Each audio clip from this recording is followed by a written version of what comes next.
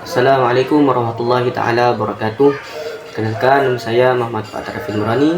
Saya akan menjelaskan PowerPoint tentang konsep dasar psikologi pendidikan.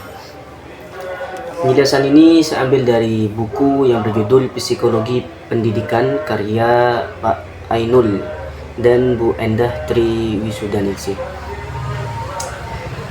Konsep dasar ini pertama kita akan bahas tentang definisi psikologi pendidikan itu sendiri. Apa itu psikologi pendidikan? Psikologi pendidikan merupakan cabang ilmu psikologi yang secara khusus mengkaji perilaku individu dalam proses pendidikan, terutama yang berkaitan dengan kegiatan belajar dan mengajar. Nah, ilmu ini tidak hanya membahas bagaimana peserta didik belajar, tetapi juga faktor-faktor yang mempengaruhi keberhasilan belajar tersebut, baik dari dalam diri individu tersebut maupun dari lingkungannya. Lanjut pada ruang lingkup psikologi pendidikan. Ruang lingkup psikologi pendidikan itu ada 4. Ada peserta didik, lingkungan belajar, proses belajar, dan juga peran seorang guru.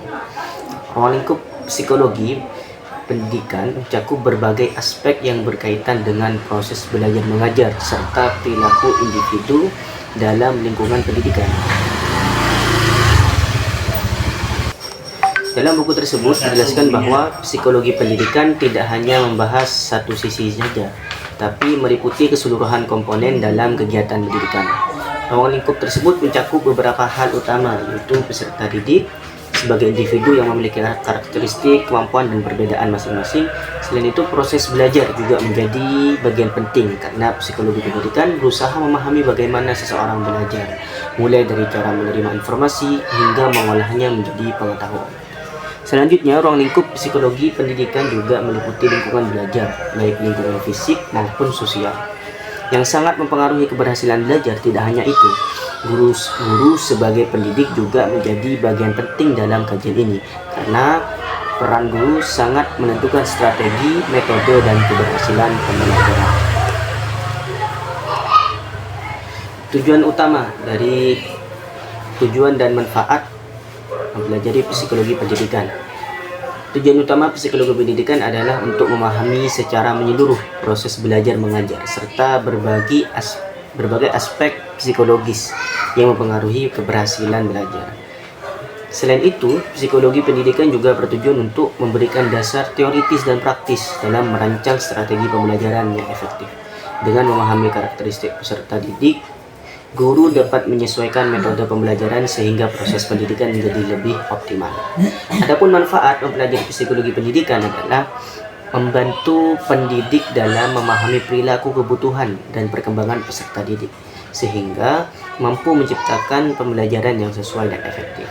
Nah, selain itu, psikologi pendidikan juga bermanfaat untuk meningkatkan kualitas pendidikan secara umum, karena setiap proses pembelajaran dirancang berdasarkan pemahaman ilmiah tentang cara belajar manusia. Kemudian faktor yang mempengaruhi proses belajar. Faktor yang mempengaruhi proses belajar ini terbagi menjadi 2. Ada faktor internal dan juga ada faktor eksternal. Faktor internal meliputi intelijensi atau kemampuan peserta didik, kemudian motivasi, dan kondisi fisik dan juga psikologis peserta didik. Ini adalah faktor internal dalam diri peserta didik. Kemudian faktor eksternal itu meliputi pertama lingkungan keluarga, sekolah, guru, dan juga metode pembelajaran. Hal-hal ini, baik faktor internal dan faktor eksternal, ini mempengaruhi proses belajar peserta didik.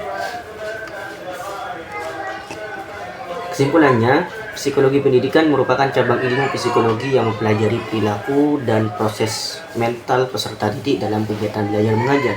Ilmu ini sangat penting karena menjadi dasar dalam memahami bagaimana siswa belajar, berkembang, serta bagaimana pembelajaran dapat dirancang secara efektif. Ruang lingkup psikologi pendidikan mencakup berbagai aspek seperti peserta didik, proses belajar, lingkungan belajar, serta peran guru, yang semuanya saling berkaitan dalam menentukan keberhasilan pendidikan.